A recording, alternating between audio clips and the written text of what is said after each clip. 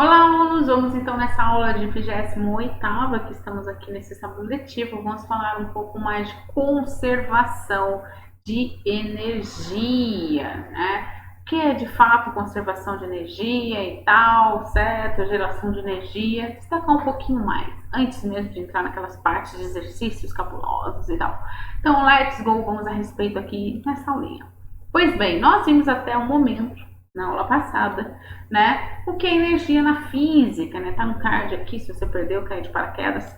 Vimos também, né, que tem vários tipos de energia, né, que existem na física, que vocês vão ir aprendendo de acordo com o caminhar na física, que vocês vão conhecendo cada área da física, certo? Que mais também que nós vimos, né? Começamos ali, né, dar o destaque para conhecer melhor o que é energia mecânica, já que nosso curso aqui, inicialmente, né, a gente conheceu toda a parte mecânica ali da física, certo? E aí, com isso, também vimos que dentro da energia mecânica nós temos energia cinética, que é relacionada ao movimento do corpo, né? A velocidade, o movimento, tem que lembrar de velocidade. E vimos energia potencial gravitacional, que é relacionada à altura que esse corpo se encontra, certo? Pois bem, temos também aqui, né? Antes de tratarmos com exercícios ali da energia mecânica apenas, vamos então reforçar algumas coisas para vocês que passou um pouquinho rapidão ali naquela aula passada, né? O princípio da conservação da energia, que é um dos princípios da física fundamental que vocês tenham ali guardados. Pois bem, e com o princípio, essa transformação da energia, tá certo? Então, bora lá! Vamos antes, então, relembrando novamente, né, certo? Energias são processos que surgem de várias formas na natureza. Esses processos estão em sucessivas transformações, uma forma de energia convertendo-se em outra. Lembre-se sempre daquela frase que está na aula passada de Lavoisier: nada se perde, tudo se transforma, tá? Pois bem, podemos simplificar o conceito de energia como a capacidade de um corpo tem de realizar trabalho, certo? Lembrados isso, vamos então ao princípio de conservação de energia. O que é isso, afinal? Pois bem, princípio da conservação de energia. A energia não pode ser criada ou destruída. Pode ser apenas transferida ou transformada de um objeto para o outro. Lembrando que energia é uma unidade em Joule, certo? Sempre que ocorre uma transferência de energia, a quantidade de energia total do universo não se altera. Olha só. É a mesma antes e depois da transferência de energia. O que mais? Você achando que está alterando o universo, né? Vamos lá. Princípio da conservação de energia. Na maioria das transformações, parte da energia se conserva, se converte em calor. E que se dissipa, né? Que nem quando você vai carregar seu celular, né? O meu nem tá aqui. Ou você tá usando ele ali, né? Tá jogando ali aquele joguinho. O que acontece? Parte dessa energia do celular está esquentando meus dedos.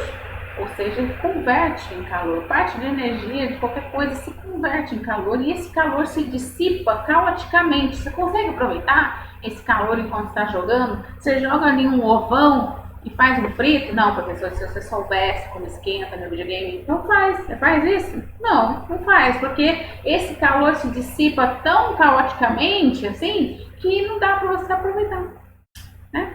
Então torna-se menos disponível, né? Tão caoticamente pela vizinhança que torna-se cada vez menos disponível para a realização de trabalho. Esse calor, né, que se perde ali quando você tem uma transformação dessa energia, não dá para você aproveitar, né, realizar um trabalho, tá certo? Pois bem, nesse pistão aqui é bem interessante aqui, isso aqui mostra como funciona um pistão de um carro, não sei se você sabe, né? Motorizar combustão, você coloca ali o combustível, o ar, com o ar misturado, né? Combustão, vocês vão aprender muito bem isso em química, tem que ter oxigênio, certo? E aqui você tem a ignição, que tem ali você aplasta, né, esse combustível, né, e você com isso gera ali as conexões ali, né, uma energia, que ali você tem a saída, né, por isso tem escapamento, certo? Dessa combustão, tá bom? Pois bem, e também por isso, né, que você percebe quando utiliza algum automóvel, alguma coisa, ele também esquenta coisa, né? Porque na maioria das transformações, parte da energia se conserva em calor. Então vamos lá. Relembrando aqui, energia mecânica total do sistema é uma grandeza que se conserva sempre que sobre o sistema não atuar forças dissipativas, isso quer dizer forças como o atrito, resistência do ar, viscosidade, certo?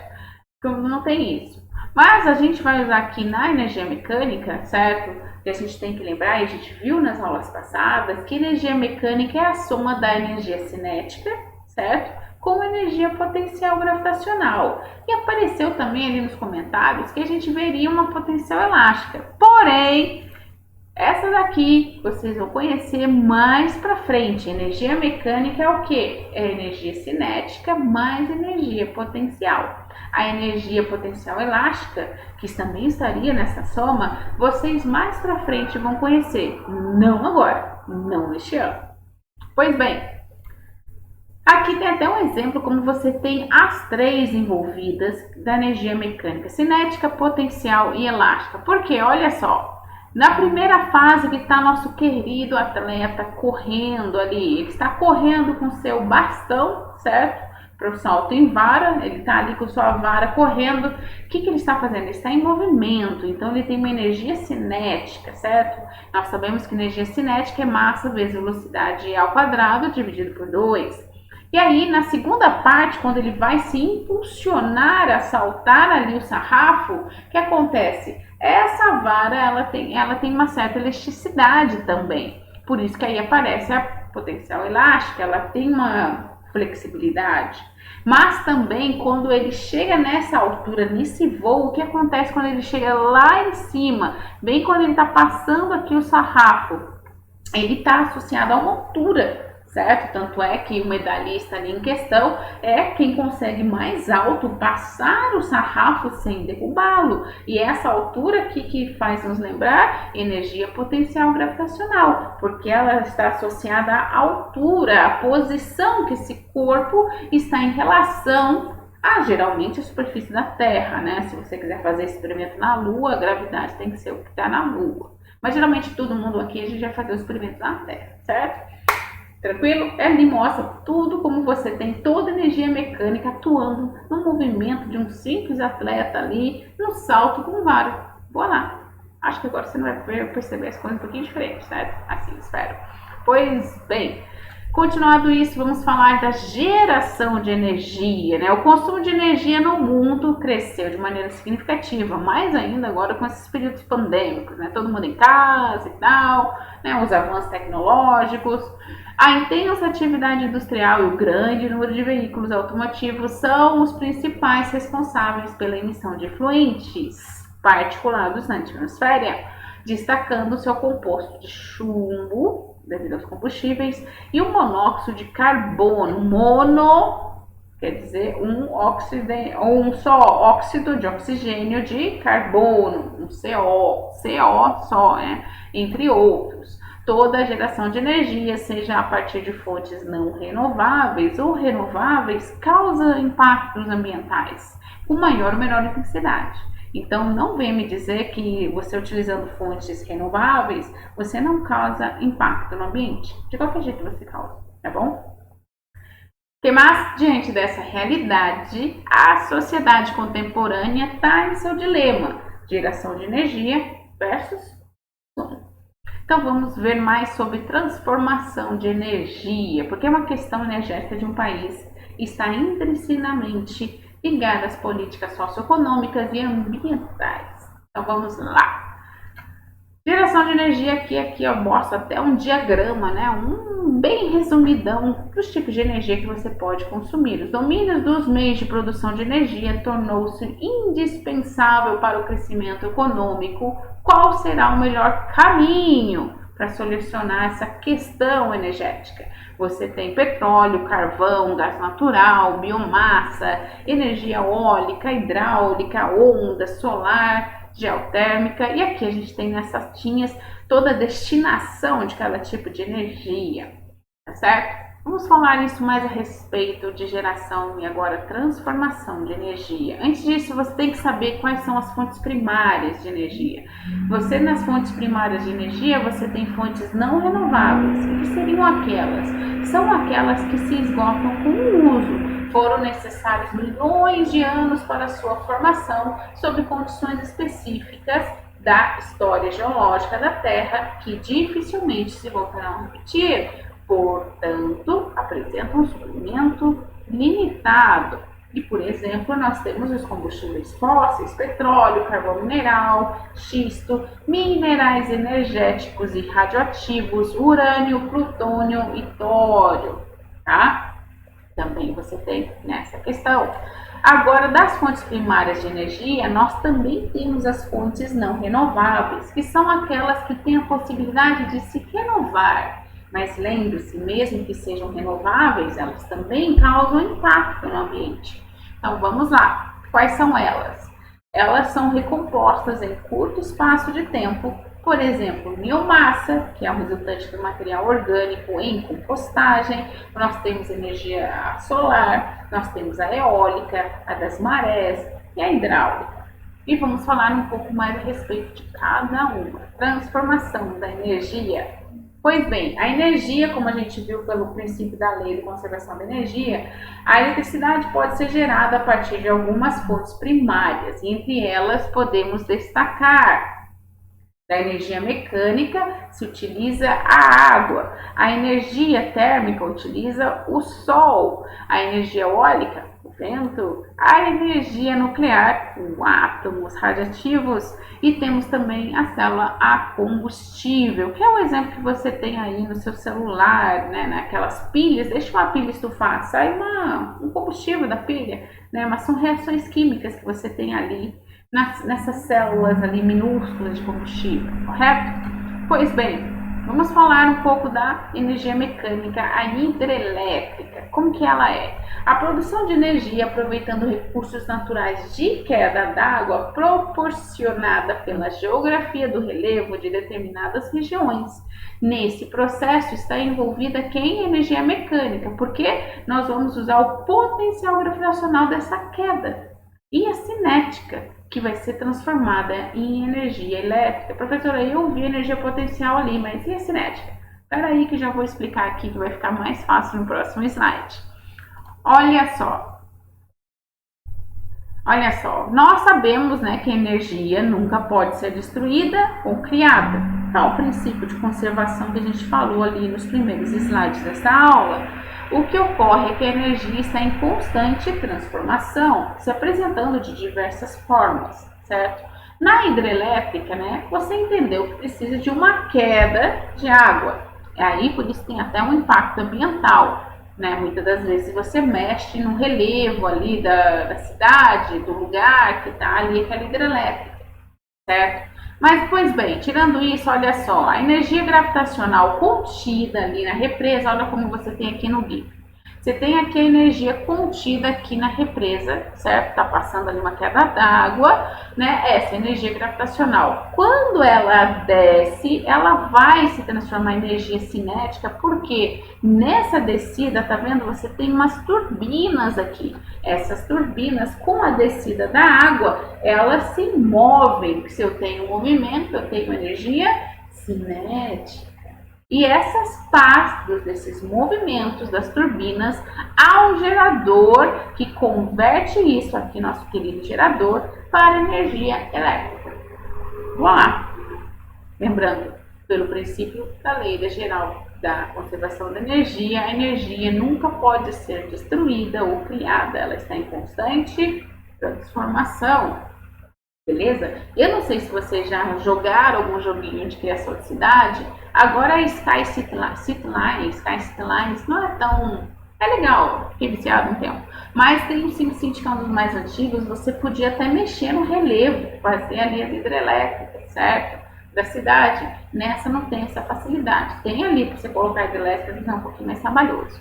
Pois bem, ainda falando nessa parte de cidades de joguinho, vocês vão entender umas coisas aqui que eu vou falar depois. Outra energia que a gente tem, energia solar. A energia solar, ela utiliza também o sol, certo? E ela também é conhecida como a célula fotovoltaica, tá bom? Primeiro, como que acontece aqui a situação aqui no pagode? A energia do sol é convertida em eletricidade de si, certo? Pelos painéis, uma corrente contínua, né? E depois o inversor converte a atual eletricidade de si em si, corrente alternada. Não é o AC de si lá não, tá bom? Estamos falando de circuitos elétricos. Para ser utilizada normalmente na sua casa. E aí essa eletricidade AC de corrente alternada, que não é utilizada, é enviada de volta para a rede, tá? E esses painéis, a curiosidade, o silício é o principal semicondutor utilizado nos painéis fotovoltaicos.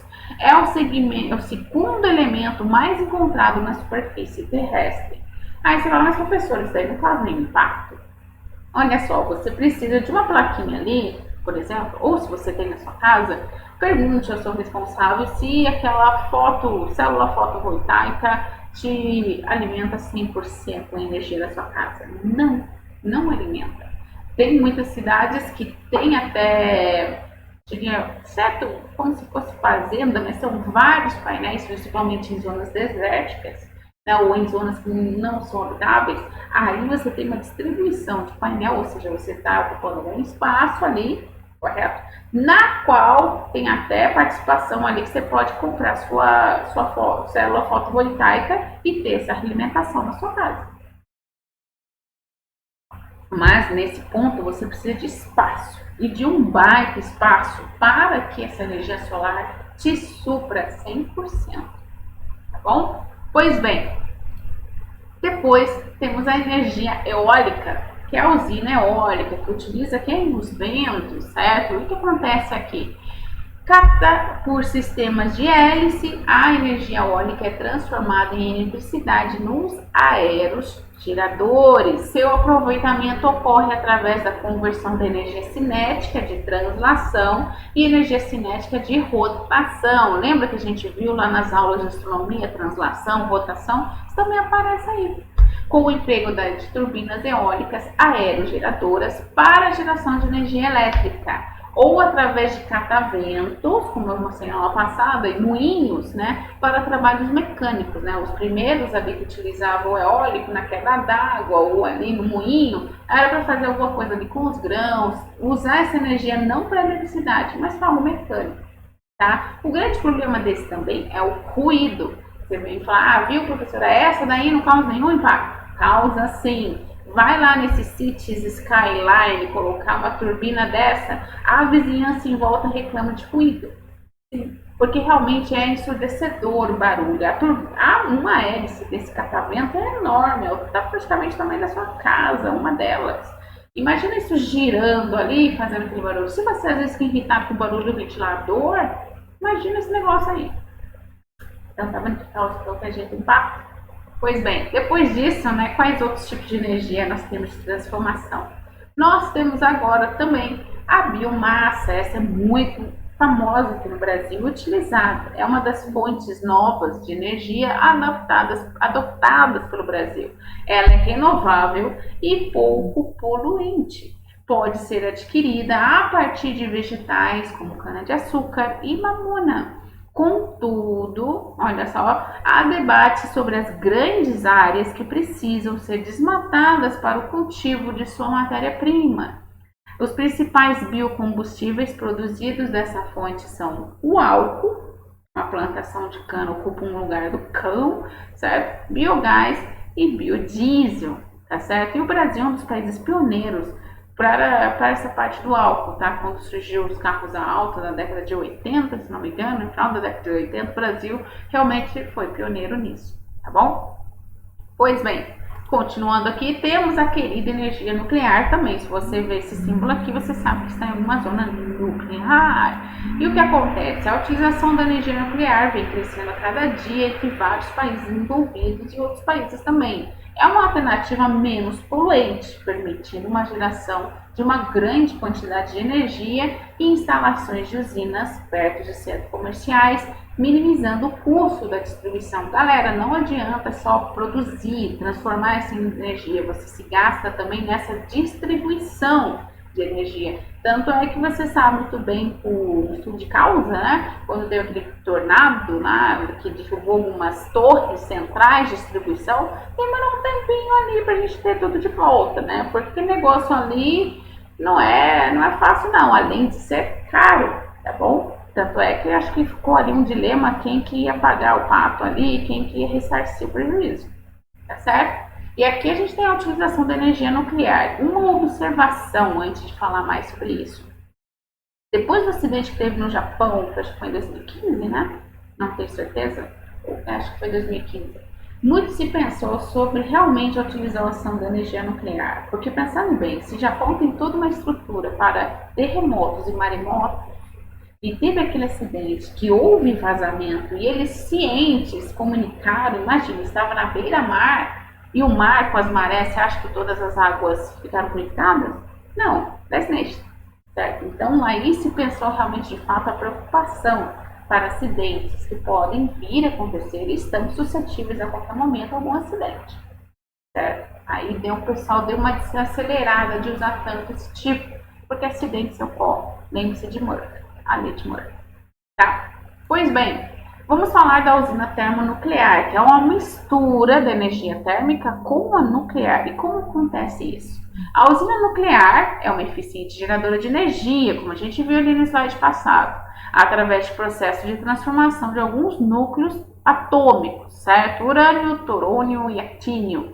Como resultado desses processos, tem-se uma grande quantidade de calor gerado. Nesse processo, calor se gera, que pode ser utilizado para ferver a água de uma caldeira, transformando-se em vapor. Quando você ferve a água, nós temos o quê? O vapor. O vapor movimenta uma turbina que, por sua vez, aciona um gerador, produzindo energia elétrica, eletricidade. Aí, por isso você tem, né, usina termonuclear. Beleza? Pois bem, vamos falar um pouquinho mais a respeito. São conhecidas duas formas de liberação de energia, da energia nuclear. Você tem a energia ali por núcleos atômicos, a fissão e a fusão. Hoje as usinas termonucleares funcionam gerando energia pelo processo de fissão nuclear. E como são esses tipos, né, de liberação de energia? Pois bem, fissão. O que é uma fissão, né? Fissão é a ação que provoca a divisão. Hoje houve uma fissão na nossa amizade. É uma divisão, tá? É a ação que provoca a divisão de um átomo para formar dois outros átomos mais leves, liberando grande quantidade de energia e um átomo livre. Um neutro livre, né? Olha só, ou seja, você tem aqui um átomo. Esse átomo se provoca uma fissão, uma divisão, ó, ele era ficou dois, certo? E nessa divisão se libera grande energia, e vai ser nessa grande energia que vai ferver a água naquela caldeira. E aí essa água fervida vai girar uma turbina, que essa turbina girada vai gerar vai ser captada por um gerador e gerar energia elétrica. Tá bom? A outra divisão ali outra classificação, depois da fissão, que é uma divisão, você tem a fusão. Essa não é muito utilizada, mas é bom saber o que ela faz. A fusão, o que é a fusão? É a união. É a união de dois ou mais núcleos atômicos, produzindo um núcleo muito maior, certo? Com liberação de grande quantidade de energia, ou seja, nessa união também há uma grande quantidade de energia e também pode se aproveitar numa caldeira, ferver a água, girar ali o vapor com essa água fervida, a turbina, e aí o gerador pega essa geração ali e transforma em energia elétrica. Só que ela não é tão usada. Eu não entendo, talvez seja porque é mais difícil controlar essa união, não tenho certeza, mas grande parte das termonucleares trabalham em fissão, não em fusão, tá bom?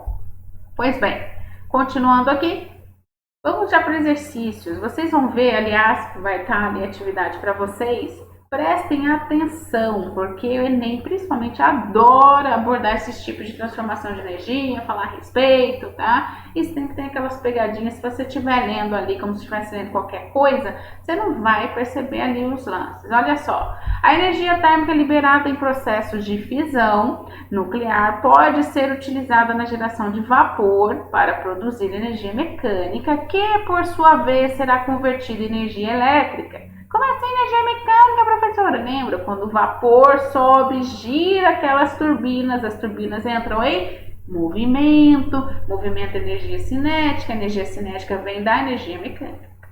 Então vamos lá. Abaixo está representado aqui do lado, deixei bem maiorzinho para vocês, um esquema básico de uma usina de energia nuclear. Ó, tá a usina bonitinha, ele pega a água do rio com a bomba, passa num condensador, e aí quando ele passa aqui nesse condensador, ele é levado para a bomba para outro nível, na qual aqui estão as pilhas nucleares, fissão, certo?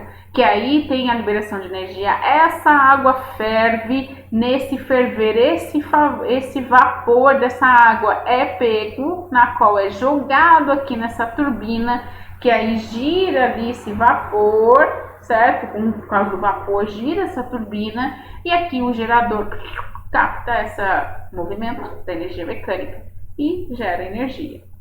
Então, a partir desse esquema ali que a gente desmembrei para vocês, são feitas algumas afirmações. Letra A energia liberada na reação é usada para ferver a água, que com o vapor, a alta pressão aciona a turbina.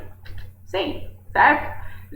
2. A turbina, que adquire uma energia cinética de rotação, é acoplada mecanicamente ao gerador para a produção de energia elétrica. Exatamente. É acoplada aqui mecanicamente, né? Colocou ali, não tem ninguém, vamos, nesse momento, não. Já está ali mecanicamente estabilizada ali, certo? 3.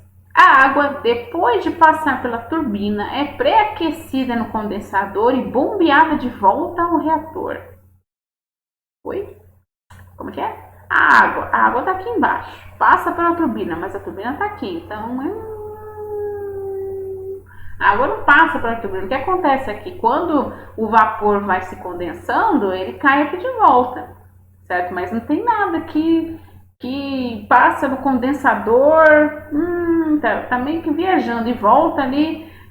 Essa daqui tá meio que viajando, né? Você viu que ele deu um monte de informação, você seguindo aqui o gráfico, não, então não. Quais são as verdadeiras? São 1 e 2. 1 e 2 é alternativa D. Voilà. Tranquilo, né? Suave na nave. Então vamos lá, só muita atenção. Interpretação do gráfico, hein, gente? Vamos lá. Terceiro, olha só, essa daqui também é legal.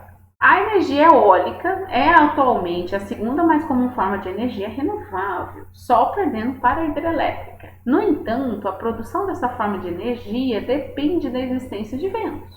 Tá? No esquema aqui do lado, está representada uma forma de produção de energia eólica. Olha só, ele traz aqui essa parte aqui, certo? Que aqui está todo o eixo, o gerador, a caixa de marcha, e você tem toda depois a distribuição disso sendo para baixo para a rede elétrica, certo? Pois bem, sobre essa forma de produção de energia, pode-se afirmar corretamente que, número 1, em ocorre a produção de energia potencial. Não. Tem alguma coisa caindo aqui? Não. Em 2, há a transformação de energia. Porque ele está girando aqui, né? Em 3, ocorre a transmissão de energia luminosa. Não, a transmissão está aqui no 4, certo? Nas torres de transmissão. Em 4, a energia gerada modo gerador. Não, o que acontece aqui que tem a transformação, lembra? Dentro ali dessa caixinha que está acontecendo. Tá ali a hélice girando é o movimento. Em movimento nós temos energia cinética, né? Que é energia mecânica, correto? E nesse movimento aqui, né, temos o gerador, esse gerador capta essa transformação ali, né? E esse gerador joga ali para o transformador, certo? Então, com isso, qual que é a alternativa? correta é a 2. Aqui tem a transformação nessa caixinha ali, bem ali acoplada atrás do catavento, né, da hélice ali, que você vai ter a transformação de energia, correto? Tranquilo?